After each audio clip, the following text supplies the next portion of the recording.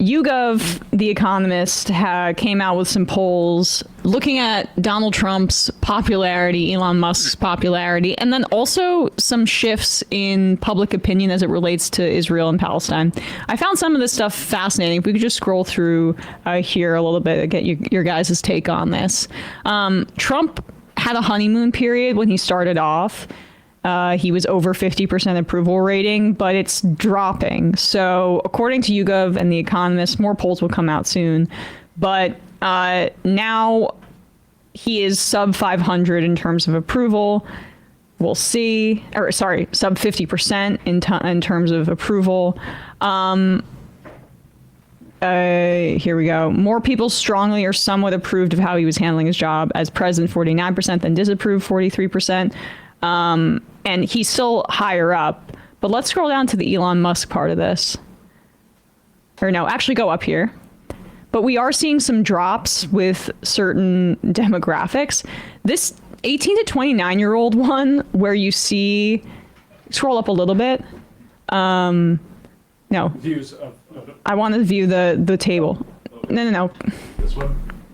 No, the age group, but just like I want to see the title, so I can't see it on the stream. Got it. So, yeah.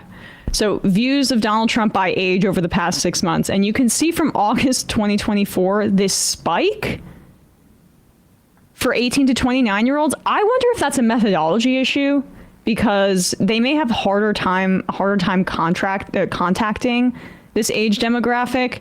We could just put a pin in that. But like, we do know that the Zoomers were a little bit more pro-Trump, particularly young men. Millennials still holding it down. It'd be nice to have dates to that, because would it correspond to like what, TikTok ban, or? It would correspond to the inauguration, which makes sense. Is that January? Yep. That spike up? Yeah. And then the spike here. Big spike. The big spike. Oh, maybe him winning the election. Okay, right. And then the other spike is the inauguration. And you can see how that kind of translates.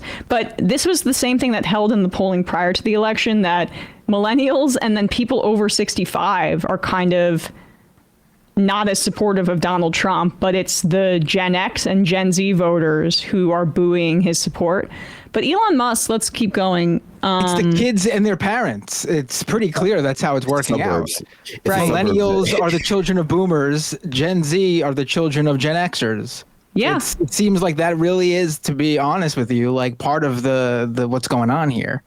That's a good point. Now, Musk's popularity, as I mentioned, is dipping. There have been multiple polls that indicate this.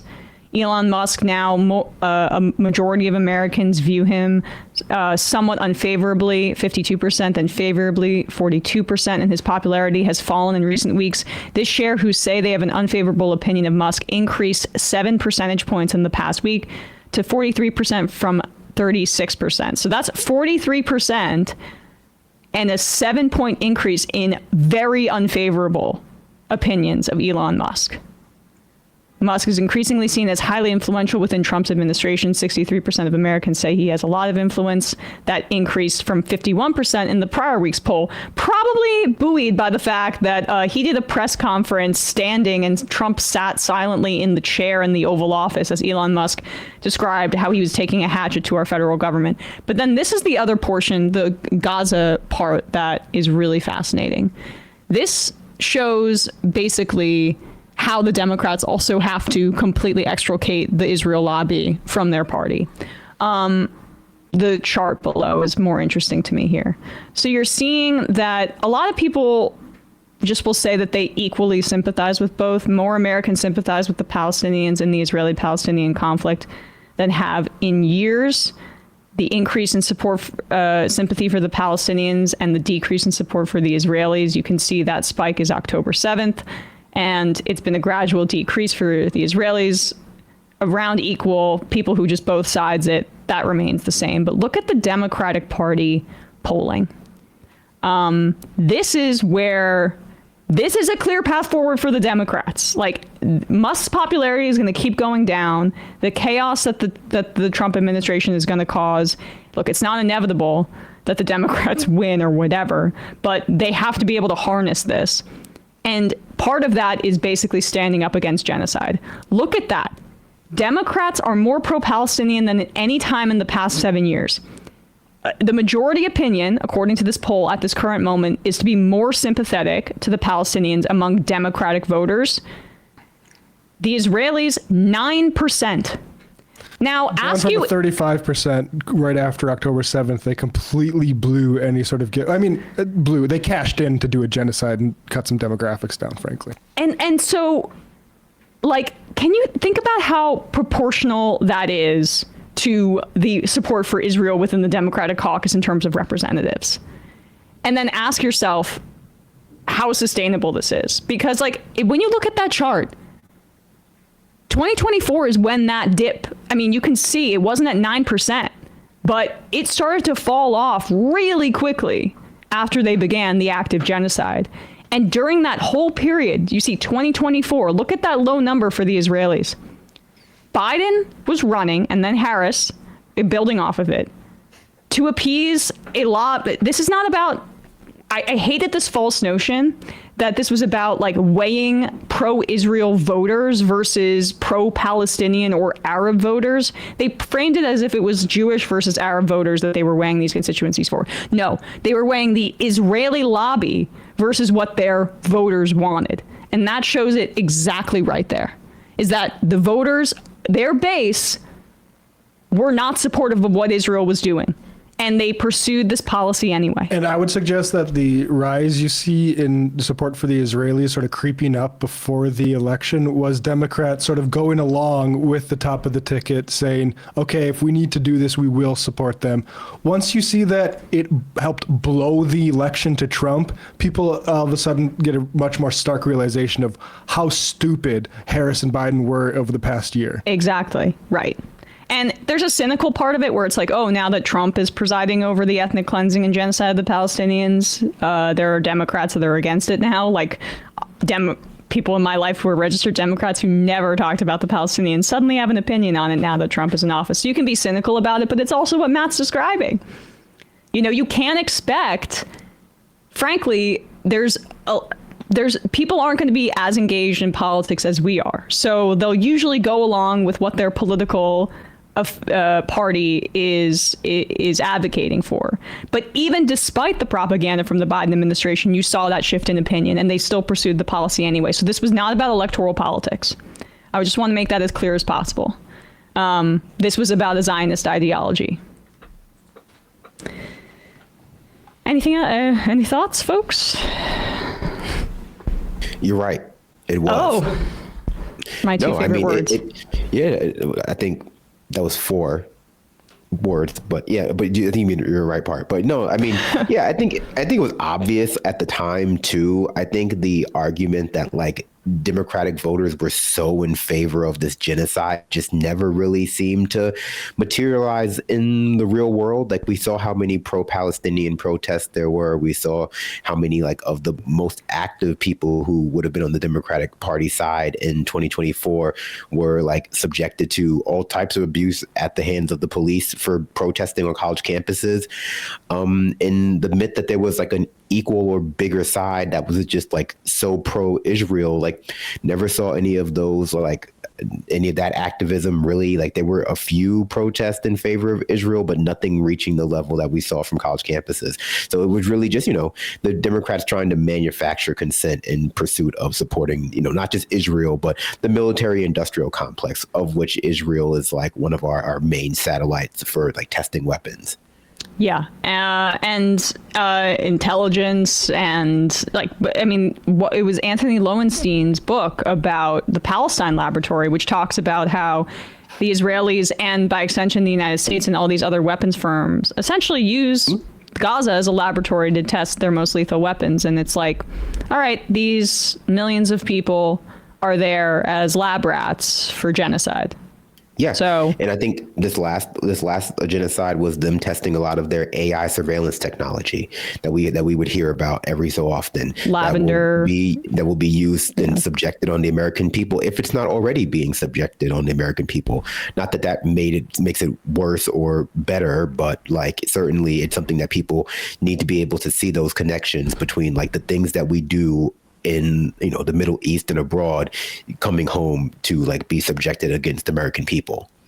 Yeah. Did you want to say something, Matt? Yeah, I also just want to emphasize to people that the Democrat Party's not going in the right direction on this stuff.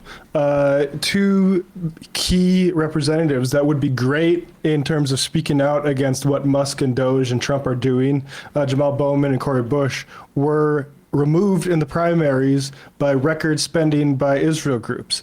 And let's take a look at Wesley Bell in Missouri, see how dynamic this guy is, this Zionist plant, and think of just what we could have had if maybe Cori Bush was still there. And I get that there's people who want to rush to the conversation about how Cori Bush could have done better constituent service or whatever.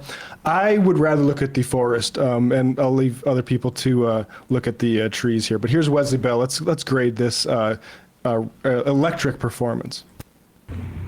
Representative Wesley Bell here. We've been getting so many calls from the office. We know people are concerned, and I want to talk about two things. One, what we have done, and two, what we need to do. And so on January 20th, Trump signed an executive order to abolish the doctrine of birthright citizenship.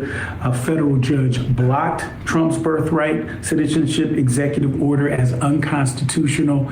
That doesn't happen without us pushing from public outcry, but also working with our stakeholders to make certain. Stakeholders, so that's good. I think we got right. the point there. Not quite Cori Bush, is he? No, not quite. I love feeling like I'm at like a meeting at work and being, being Right. chastised for like not meeting your profit projections for Q3. Yeah. Where's George Latimer at, by the way? Speaking of, where's George Latimer at? What's I he up mean, to? his eyes are pointing in different directions. They couldn't have given Wesley a prompter. I mean, he's looking down at his phone for his notes during a front-facing video. It literally does feel like an all-hands meeting at like the worst job you've ever had, which is, So by the the way, expense how the reports, Democrats guys. how the Democrats feel. Like, in part, Kamala Harris came off as a bureaucrat, and that's part of why she lost. And this is that same kind of thing. They're talking about stakeholders. Like, we have all this talk about, like, ooh, don't use the word Latinx or whatever. They talk, like, Hakeem Jeffries was like, we need to do a new story. But this is corporate speak. This is, like, how you get a job to differentiate yourself from, like, different Ivy League grads and places, is you tell a nice story. And you use words like stakeholders that don't offend anybody that has hiring powers. Like, it's bloodless. And it's... I mean, do we have more Hakeem Jeffries on, Stuart, or have we exhausted that? Oh, we have. It is amazing how they're talking, though. Like, they're trying to like rally the troops with their opening line is "Attention, stakeholders and good billionaires." Like, like what is going on? Like, who do they think?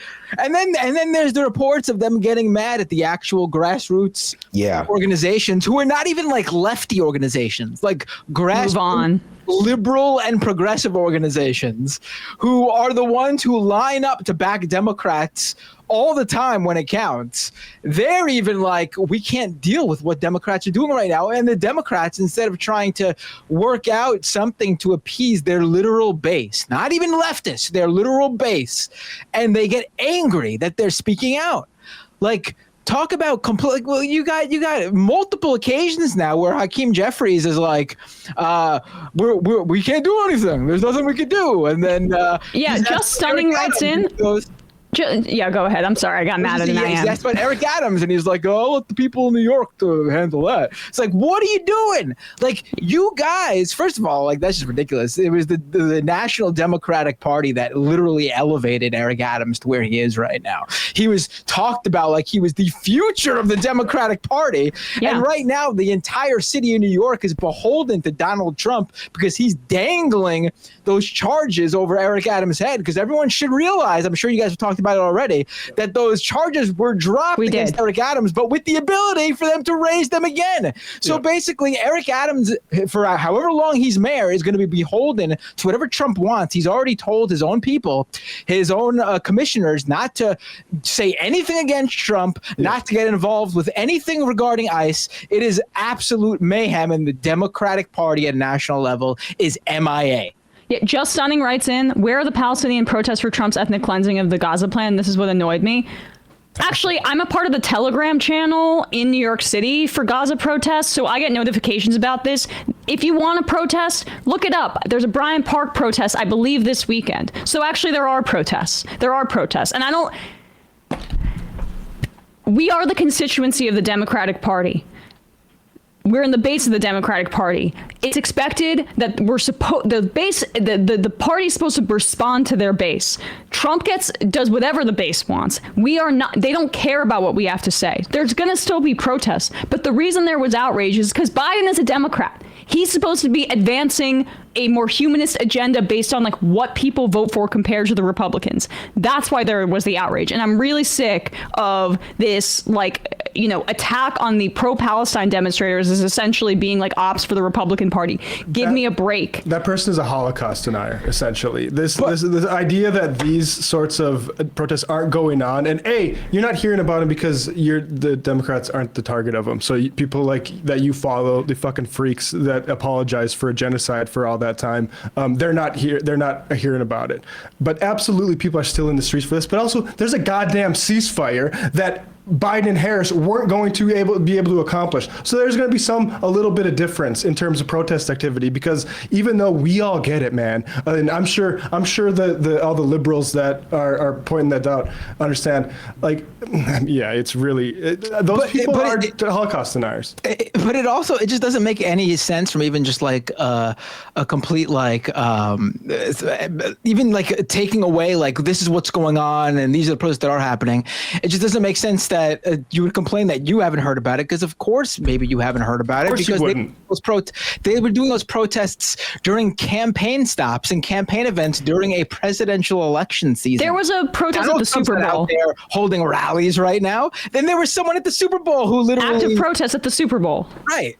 Staged the pro-Palestine, pro-Gaza protest. I mean, if you're not hearing about it, it's A, because you're not paying attention, and B, they're not being covered because these things aren't happening at campaign events, so they're outside of what mainstream media is covering. Like, and Trump's not doing rallies. Like, Trump has been MIA himself. We've been hearing more from Elon Musk than Trump. Trump hasn't left his little room at the White House or golfing wherever he's been golfing, and he's completely been really missing in action. No big rallies from Trump because it's not an election season. Let's get to a clip and we can continue this conversation if that's okay, Brandon. We can keep talking. Yeah, no, it's fine. Hey folks, don't forget to hit the subscribe button and check out our daily show. We do it every day at 12 p.m. Eastern for about 2.5 hours. We even take phone calls. You should check that out.